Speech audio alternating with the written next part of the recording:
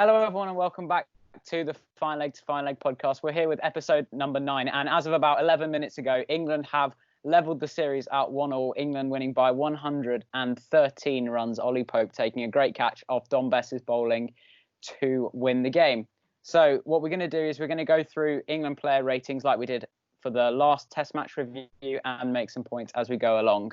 So if we just get straight in with the openers, what did Rory Burns receive? Rory Burns received a 5 from me. I mean, I might up it. I could up it to a 6, but I reckon he got 15. As I said in the last test, obviously hasn't done anything since our last podcast. But yeah, he saw out the new ball. I thought that was quite good. Got 15, quite good. Nothing great. Yeah, not much has changed. Yeah, not much for Rory Burns to do except sit in the pavilion and watch some Ben Stokes fireworks. So if we move on to Dom Sibley, I've given him 8 out of 10. I know you've been slightly more generous, but 100, really, really good. He's done nothing either, has he, since our last podcast? He didn't do anything else since the last podcast, but I gave him 8 out of 10 because 100 is really, really strong. But I only reserved 10 out of 10 for either the man of the match or if someone has done something really ridiculous. So Dom Sibley, 120 in the first innings, batted really well, set a solid foundation. England went and scored big. I don't think there's anything you can complain about for Dom Sibley. Yeah, I've given him a 10. I mean, it's a ton. It wasn't a bad ton. It was an incredibly good ton on a very hard pitch. I think you've been a bit harsh there. Yeah. Right, Zach Crawley, what did you give him? I gave him a 3. He got a first ball duck and then scored 11. Actually, no, he got a 2. That was awful. What is he doing in the team? Made Stokes drop a catch. I mean, he's been dreadful. Oh, I know. Yeah. I don't think he made Stokes drop it. He dived in front. You could see Stokes draw his hands out the way. No, Crawley, he dived at rubbish. Ben Stokes' feet. As me and my dad were talking about when we watched it. He dived at Ben Stokes' feet in case Stokes fumbled it. It came at this height. Stupid. That's no.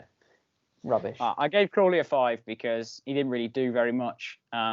Tried to swing. You know that's bad when a guy doesn't do much in a cricket match. That's bad. Well, he scored 11 in the second innings trying to swing. That's averaging 5.5 across a test match. But Rory Burns averaging 15 because he didn't really do a huge amount either. So 15's better than 5. Give him a 4. It's not, he doesn't done terribly because he hasn't really had to do a huge amount. So not really a massive fault of his. So he gets 4.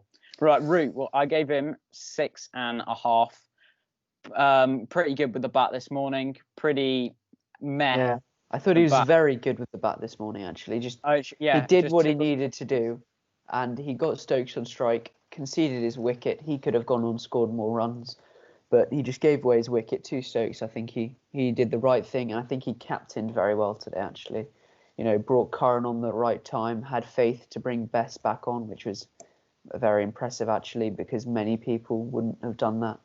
I think.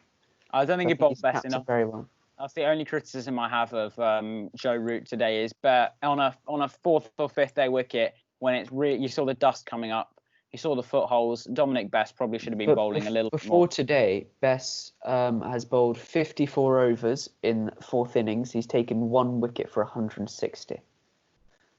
Yeah, but that's I still not think good. he's Bess is but who was he playing against? Pakistan and South Africa were the games that he's played. I think obviously he's improving. He's 22. Ollie Pope didn't score more than, if we're using another comparison of a young guy who was in the team, Ollie Pope didn't score more than 28 or something on his initial side, in his initial start to Test cricket, and now he's one of the rock solid players on our side. So yeah, I think you've got more recent stats than that, Yeah. Right, next is Stokes. Stokes gets a 10. I think that's quite obvious. He was unbelievable. One thing I loved was his run to the boundary, even though they ran 4 to stop that, and then getting the wicket later that over. I think that's 3 balls later. That's just so impressive. Just that commitment. I think that amplifies his game. Yeah, that's a word, isn't it? That was. 100. He brought up his slowest ever Test match 50, then slowest ever Test match 100. And then he brought up a ridiculously quick 50. He was bopping the ball all around the park. That's no English batsman has scored a higher score at a higher strike rate. Yeah, quite impressive, I'd say. It's really impressive. Ben Stokes he's England's best batsman now, I'd say. By far. By far, yeah. And he's just brilliant, really. Yeah. But one thing I would say about that, though, is it's good that I think maybe now Stokes is England's best batsman. A lot of the pressure has shifted off Root, so he can actually focus on his captaincy. Yeah, I think that's a good point, actually. But, I mean, Root needs to score runs. You can't rely on one guy, can you? Of course not. Of course not. But if Root is scoring runs and he's backed up by Stokes now as England's best player, I think Root can, obviously focus on his captaincy more, and I think that will benefit England in the long run. Yeah, definitely. Right, so we're going to move on to Pope. Ollie Pope, I give him 4. I think that's a little harsh. He didn't have a great first innings, admittedly. He only got about 7, did he? But then he got 12 or something. Yeah, today he got 12, not out, batted well with Stokes when we needed to score runs quickly. I think he did a good job today, caught well, as he has done. I mean, what a catch that was, and I think he got one earlier on in the Test match. So I think he's got only 5.5 from me, but I don't think he's had a terrible game. Yeah, it's not. He's probably got to work on batting, because if you're the batsman, again, if you're not scoring runs, as you said last in the Southampton review, he might be one of the players that's on the chopping block. But I think his catch right at the end just shows how much of a great fielder he is. Right, Josh Buttler. I think I gave him the same as Ollie Pope, which is probably a bit harsh. I've given him 5.5. I think obviously second innings wanted to score runs and didn't. I don't think we can be too harsh on Buttler for the second. We can't be too harsh, but I mean he's got a duck. The guy he opened with got 78. Yeah, but I think that is a remarkable difference.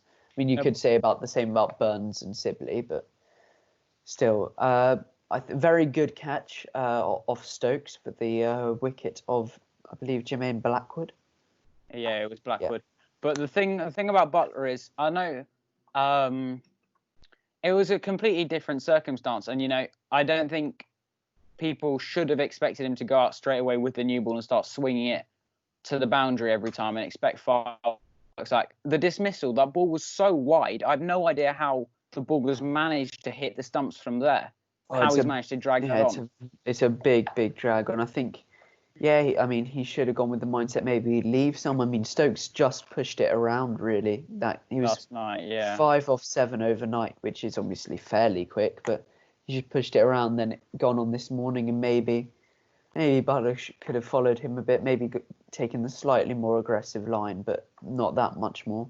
Yeah. But, if I was Joe Root, I'd have sent out Crawley and Stokes to start off with, because Crawley's in good experience, and when that ball's a bit older, get Josh Buttler in, because if Stokes had got out, you'd have had someone else with firepower to go in with Joe Root towards the end. I mean, we can look at lots of things in hindsight, but Buttler... We won the Test, you can't complain about too much. Exactly. But the Buttler folks Bairstow debate, Butler's still, as we talked about last time, in the side for his keeping, had another great day behind the stumps.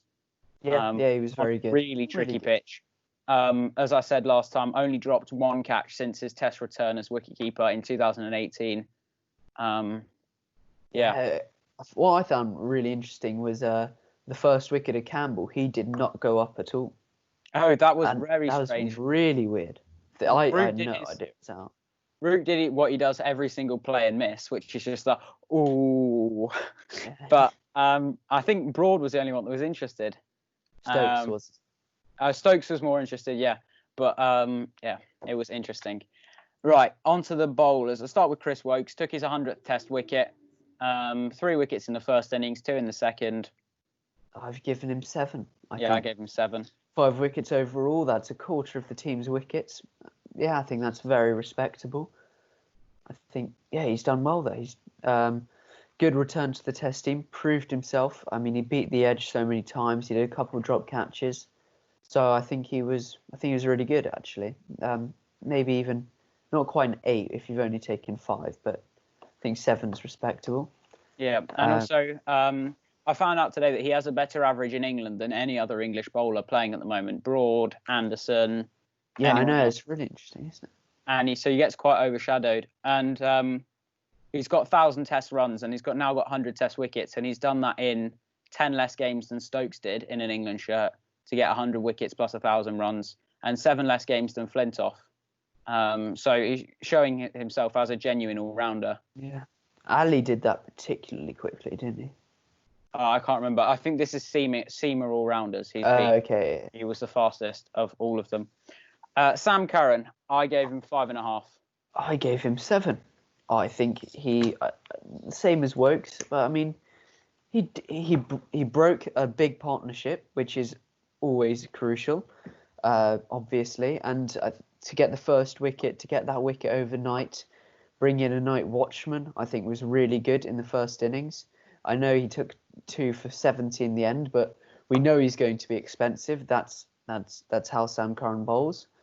But I think take a crucial breakthrough, and he batted well first innings. I know he got 17, but that 17, as I think I said last time, was a lot more valuable than just those 17 runs. Yeah, and I think maybe being a little harsh on Sam Curran because of the way that he leaked runs last night. You saw, I think I was driving home and I was listening to it on the radio, and you often heard because he was paired up with Wokes at that point. Often when Wokes was bowling, there was like, ooh, as one just flew past the outside edge. Whereas with Curran, I didn't really feel there was a huge amount of pressure being built. And he did, and I don't think giving him the same rating as Wokes. Wokes took 5 wickets, Curran took just 3. So maybe a 6, 5.5 is a little harsh. Yeah. But, yeah, it's understandable. Yeah, I think I've now gone for a 6 for Dom Bess. He's actually 6 as well. He batted well first innings, scored 31, which obviously runs on the board was really important. We saw how close the game was in the end.